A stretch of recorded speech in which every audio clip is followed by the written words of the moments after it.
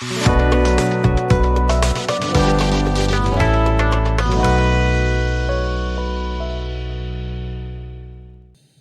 friends, myself Rachna Kaul, and we are here for doing the chapter of history. But before that, I want to tell you something about history because you people say that ma'am history तो कौन पढ़ता है, अरे past के बारे में कौन पढ़ता है, ऐसा कुछ नहीं है। हिस्ट्री भी बहुत इंटरेस्टिंग सब्जेक्ट है। क्योंकि ऐसा नहीं है कि मैं एसएसटी की टीचर हूँ तो मैं इसलिए हिस्ट्री को सपोर्ट कर रही हूँ, नहीं, not at all. But the thing is that कि हम हिस्ट्री से बहुत कुछ सीखने को मिलता है। ठीक है, it's a study of past events, but still हम अपने पास्ट से बहुत कुछ सीखने को मिलता है जिससे हम अपना फ्यूचर बेस्ट बना सकते हैं, इजंट इट? तो बहुत ज़रूरी है कि हम जो इतने भी पास्ट में मिस्टेक्स की हैं हम उसको रिमूव करें और प्रेजेंट को बेस्ट बना सकें।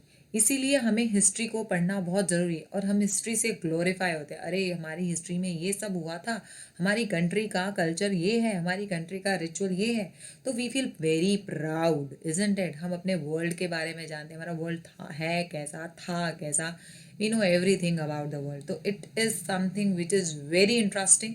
ठीक है, तो जिसके बेसिस पे हम आज खड़े हैं वो हमारी हिस्ट्री के बेसिस पे, हमारे पास में ऐसे कुछ इवेंट्स हुए हैं जिसकी वजह से हम आज बहुत स्ट्रॉन्ग खड़े हैं।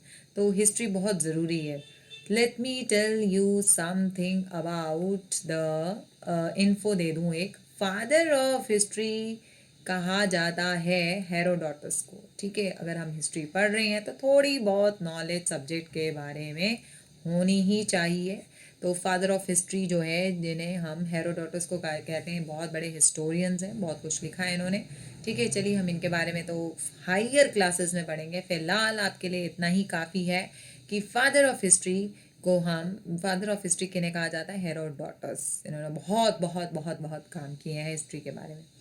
चलिए let's come to your topic. Let's start the first chapter, very first chapter of your history subject, that is the rise of nationalism in Europe. ठीक है, इस चैप्टर में हम बेसिकली क्या पढ़ने वाले हैं? हम, एज इट्स नेम इंडिकेट्स, हम यूरोप के बारे में पढ़ने वाले हैं। यूरोप को एम्फोसाइज, यूरोप के बारे में। ठीक है, यूरोपियन कंट्रीज़ में भाई ये नेशनलिज्म की फीलिंग कैसे आई? ठीक है, ये नेशनलिज्म कैसे जागा? ठीक है, इतनी बड़ी, इतना मैक्सिमम कंट्रीज़ जो यूरोप की, उसमें मोनार्की थी, तो ये अचानक से कैसे यहाँ पे जो है बहुत सारे लोग जो है उठ खड़े हुए, रेवोल्यूशंस हुए। ठीक है, आपने पढ़ा है पिछली क्लास में, 9th में, फ्रेंच रेवोल्यूशन। तो ये कैसे, व्हाट इट इग्नाइट देम, ऐसा क्या हुआ जो उनको नेशनलिज्म की ओर ले चला? तो सारा कुछ इवॉल्वमेंट कैसे कैसे आया, क्या क्या चैलेंजेस फेस किए, क्या क्या प्रॉब्लम्स, कौन सी कंट्री ने किसको हराया, कैसे हुआ, कैसे टेक ओवर किया, कैसे किसकी कॉलोनीज बनी, all these things we will see into this chapter. सारे यूरोपियन कंट्रीज को तो हम कवर करने नहीं वाले, हाँ, बहुत maximum countries like France, Germany, Italy, Britain and many more countries we will look into it. Clear? और हम देखेंगे भाई ये जो राष्ट्रीयता की भावना है, जो ये नेशनलिज्म की भावना है, ये आई तो आई कैसे, कौन से मीडियम्स थे, कौन से तरीके थे, वो हम इस चैप्टर में जानेंगे। तो ऑल इन ऑल हम यूरोप के बारे में अब पढ़ने लगे हैं। अब हम अगर यूरोप के बारे में पढ़ रहे हैं तो क्यों ना हम एक यूरोपियन कॉन्टिनेंट के बारे में हम कुछ इन्फो ले लें जिससे हमें थोड़ा सा और इंटरेस्ट बैठ जाए। भाई हिस्ट्री इस चैप्टर में हम पढ़ने क्या वाले हैं? यूरोपियन कॉन्टिनेंट की अगर मैं बात बताऊं तो ये वन ऑफ द एशिया के बाद आई थिंक सबसे बड़ा कॉन्टिनेंट है land wise, I mean area wise. Clear? इसकी पॉपुलेशन है 740 मिलियन और ऑल इन ऑल इसमें 46 कंट्रीज़ हैं। आई थिंक इसमें 25 और 26 कंट्रीज़ तो यूरोपियन यूनियन का पार्ट भी हैं, एक ऑर्गेनाइजेशन चल रही है।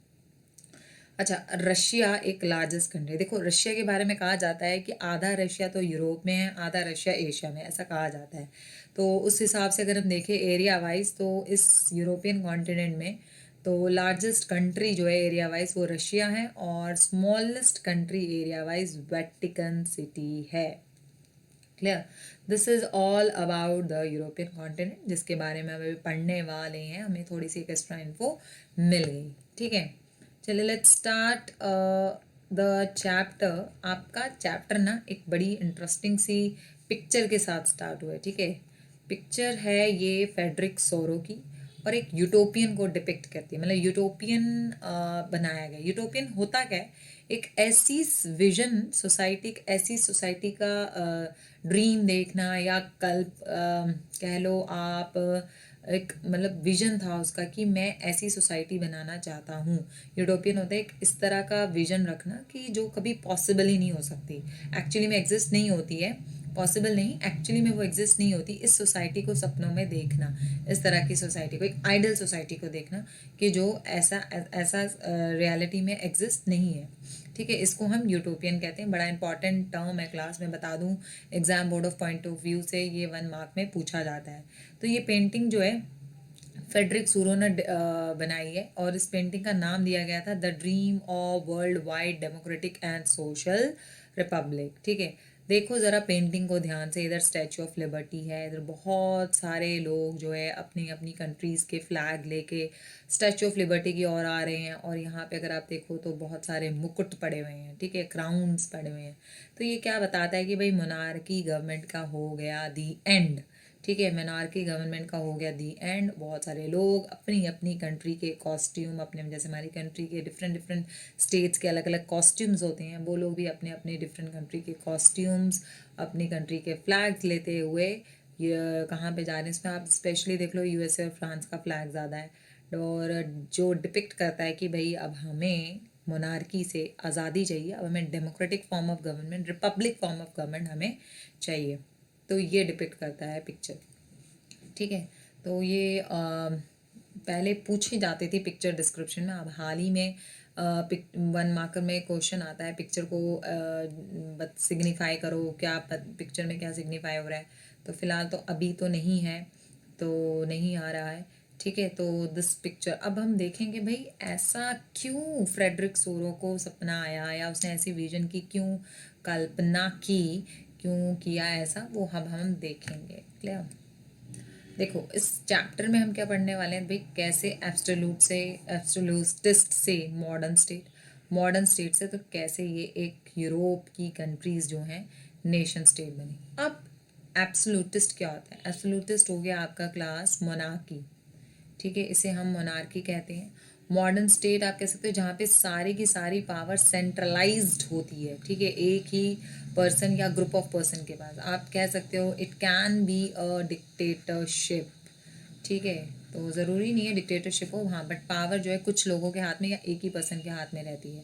फिर अब लोगों में आए कि हम सब एक हैं, ठीक है। पहले तो कुछ लोगों के हाथ में पावर थी, अब यहाँ पे आया नेशनलिज्म की भावना, जिसे हम पेट्रोटिज्म भी कहते हैं, राष्ट्रीयता की भावना, सेंस ऑफ कलेक्टिव बिलोंगिंगनेस। अब हम सब एक हैं, हम सबको एक लेके चलना, दैट इज़ द नेशन सम। जो भी करेंगे एक साथ करेंगे। नेशन स्टेट कैसे बना, पहले मोनार्की थी, फिर मॉडर्न स्टेट बना, फिर नेशन स्टेट, लोगों में एकता की भावना आई। ये हम इस यूरोपियन कंट्रीज़ में कैसे कैसे हुआ हम देखेंगे, ठीक है। पहले एब्सोल्यूटिस्ट आया, ठीक है, 19th सेंचुरी के एंड में जाके कहीं नेशन स्टेट बना था, 19th सेंचुरी में यूरोप, ठीक है। तो यहाँ पे ये कहीं बना था। तो लेट्स स्टार्ट। अच्छा आपका देखो इस चैप्टर के बारे में आपको बता दूं, इसमें ना कुछ भी क्रोनोलॉजिकल ऑर्डर में नहीं है, ठीक है। तो need not to be worry, मैं आपको पूरा टाइम लाइन दूंगी इसकी, और रिलेट करती जाऊंगी टाइम टू टाइम कैसे कैसे क्या हुआ, ठीक है। तो इसमें बिल्कुल घबराने की बात नहीं, और बहुत इजी चैप्टर है, डोंट वरी। स्टूडेंट से इसकी ये चैप्टर बहुत कंफ्यूजिंग है, पहले कुछ होता है फिर साथ में कुछ होता है, क्योंकि एक्चुअली क्या है कि ये साथ ही साथ हर जगह जो है यूरोपियन कंट्रीज़ में कुछ ना कुछ हो ही रहा था, तो इसीलिए उन्होंने कंट्री वाइज कह लो वैसे समझाया है। तो we will cover like that, ठीक है, मैं आपको टाइम टू टाइम बताती जाऊंगी।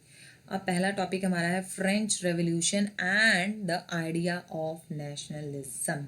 Class you must have read in the previous class about the French revolution, ठीक है। अब इस फ्रेंच रेवोल्यूशन को एक क्या कहा जाता है, क्वेश्चन आता है ये, explain the first clear expression of nationalism came with the French revolution in 1789। बोला जाता है कि जो फ्रांस में जो रेवोल्यूशन हुआ था वो पूरे वर्ल्ड के लिए एक एग्जाम्पलरी बन के रह गया था, एक एग्जाम्पल बन के रह गया था।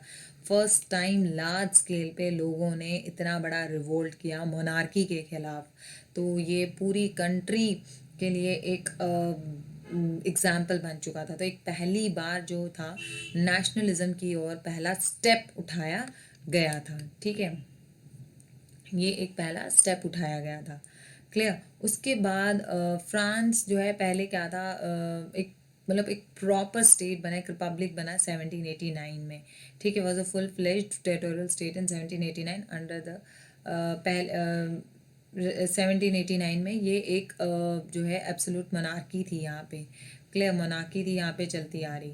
तो अब उसके बाद बहुत सारी चेंजेस आई यहाँ पे, मोनार्की से सीधा पावर मिल गई फ्रेंच के सिटीजन्स को, ठीक है, कॉन्स्टिट्यूशन पोस्ट पॉलिटिकल सब कुछ चेंज हो गया यहाँ पे। अब मोनार्की से सीधा पावर मिल गई लोगों के हाथ में, यानी मोनार्की से आ गई थी यहाँ पे डेमोक्रेसी। तो डेमोक्रेसी आ गई थी, ये हम देखेंगे, ठीक है, डेमोक्रेसी आ गई थी, आपने ऑलरेडी क्लास 9th में देख लिया है। तो यहाँ पे मतलब क्या, मतलब कैसे कैसे हुआ था यहाँ पे, मतलब लोगों के दिमाग में कैसे ये मोनार्की को जड़ से उखाड़ने की चीज़ें आई, दिमाग में कैसे चीज़ें आई, ठीक है। इन्होंने जो है सेंस ऑफ कलेक्टिव बिलोंगिंगनेस ले लो, कह लो, या नेशनलिज्म की भावना या नेशन स्टेट की भावना कैसे आई, इन्होंने आइडियाज़ जो है पॉपुलर किए, ला पैत्रे एंड द ली सितियोने, ला पैत्रे द फादरलैंड, जैसे हम अपनी कंट्री को बोलते हैं ना भारत माता, तो ये लोग फादरलैंड, ला पैत्रे, फ्रेंच लैंग्वेज है ये ला पैत्रे और ली सितियोने, और 1 मार्क में डेफिनेटली पूछी जाते हैं, तो यू शुड राइट, ठीक है। बोलते हैं कि हम, ये हमारी कंट्री है और हम यहाँ पे रहते हैं, ये हमारी कंट्री है, तो हमारा फ़र्ज़ बनता है हम अपनी कंट्री को बेस्ट बनाएं, कंट्री की प्रोग्रेस के लिए स्टेप्स उठाएं। तो इस तरह की भावना जो है इन लोगों के अंदर डाली गई। फ्रांस में फ्लैग, फ्रेंच कलर, इनका भी ट्राई कलर फ्लैग आप देख सकते हो यहाँ पे, ट्राई कलर फ्लैग जो है वो रेज़ किया गया, लोगों को बताया गया, मतलब वहाँ से जो उनका मोनार्की का चलता आ रहा था रॉयल फ्लैग, तो वो रिप्लेस करके एक proper French flag, try colour flag जो है फ्रांस का, वो दिखाया गया, ठीक है। लोगों में इस तरह से इंड्यूस की गई ये नेशनलिज्म की भावना। और फिर स्टेट जनरल होता था, आपको पता होगा यहाँ पे जो भी राजा थे, 3 स्टेट्स में फ्रांस को डिवाइड किया था, वो तीनों के तीनों स्टेट्स, मतलब फर्स्ट स्टेट में आपके क्लर्जी, सेकंड स्टेट में आ गए आपके नोबिलिटीज़, और थर्ड स्टेट के कुछ लोगों को यहाँ पे अलाउड होता था, और वहाँ पे मीटिंग्स होती थी पैलेस ऑफ वर्सलिस में, स्टेट जनरल, ठीक है। तो अब वहाँ पे उसका नाम रख दिया गया नेशनल असेंबली, ठीक है। तो नई भजन भजन तो नहीं, मतलब सॉन्ग्स क्रिएट किए गए, प्लेजेस ली गई, जो भी फ्रेंच रेवोल्यूशन के दौरान मरे थे लोग, उनके डेज़ को सेलिब्रेट किया, उनको बोला कि ये देश के प्रति ये जो हो गए कुर्बान हो गए हैं, ठीक है।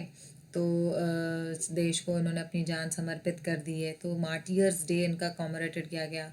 और अब जो पावर सिर्फ नोबिलिटी और क्लर्जी के हाथ में रहती थी, अब ऐसा नहीं है, पावर मतलब अब क्या हुआ कि मतलब नोबिलिटी और क्लर्जी के हाथ में रहती थी पावर, तो मतलब हर फ्रांस में हर एक छोटे छोटे स्टेट्स में जो है कोई ना कोई रूल कर रहा होता था, वो नहीं होगा। अब सारी की सारी पावर जो है एक प्रॉपर तरीके से चलेगी, एक प्रॉपर कॉन्स्टिट्यूशन बनेगा जहाँ पे सभी सिटीजन्स के लिए सेम लॉ होगा, हर एक टेरिटरी, जितनी भी फ्रांस में छोटे छोटे एरियाज़ हैं उन सब में एक जैसा कानून फॉलो होगा। ऐसा नहीं होगा कि राजाओं पे छोड़ दो, हाँ उस फ्रांस में इस एरिया के जो उधर अपने कानून, अलग अलग कानून कहीं नहीं थे, ठीक है। तो और जो भी अंदर ड्यूटीज़ और ड्यूज़ थे वो भी बंद कर दिए गए। ड्यूटीज़ और ड्यूज़ हो गए आपके, जैसे छोटे छोटे ड्यूज़ थे, एक स्टेट से दूसरे स्टेट में जाना है तो टैक्सेस लगते थे, वो नहीं, अब वो सब जो है वो बंद, स्टॉप कर दिए गए, बैन लगा दिया गया।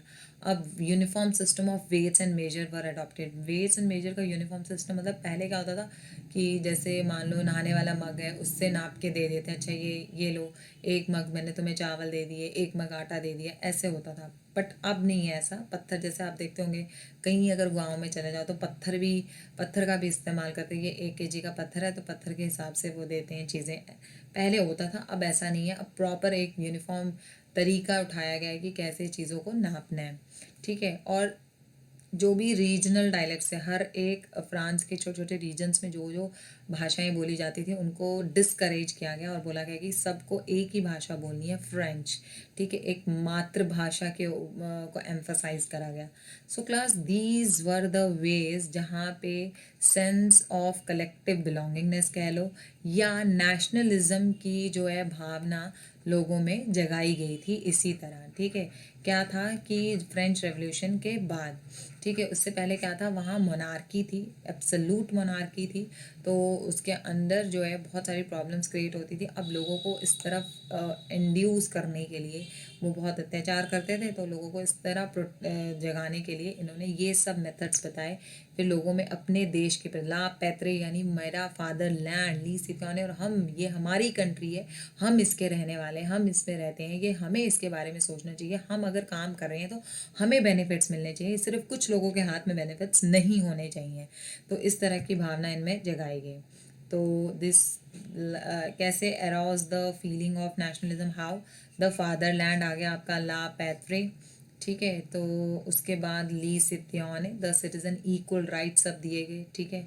यूनिफॉर्म लॉज की हर एक फ्रांस के छोटे छोटे रीजन्स में अलग अलग कानून बनते थे, वहाँ का राजा अलग, वहाँ का राजा अलग, तो चलो जी अलग अलग कानून वो सब स्टॉप कर दिए गए, सेंट्रलाइज सिस्टम रख दिया गया, सभी को इक्वल राइट्स दिए गए, कोई भी नोबिलिटी क्लर्जी के नहीं, जो जितना काम करेगा उसको उतना हक मिलेगा। तो इस तरह की नेशनलिज्म की फीलिंग जो थी लोगों के अंदर आई थी, ठीक है। So this is that's all for today. We will continue tomorrow. We will continue later on.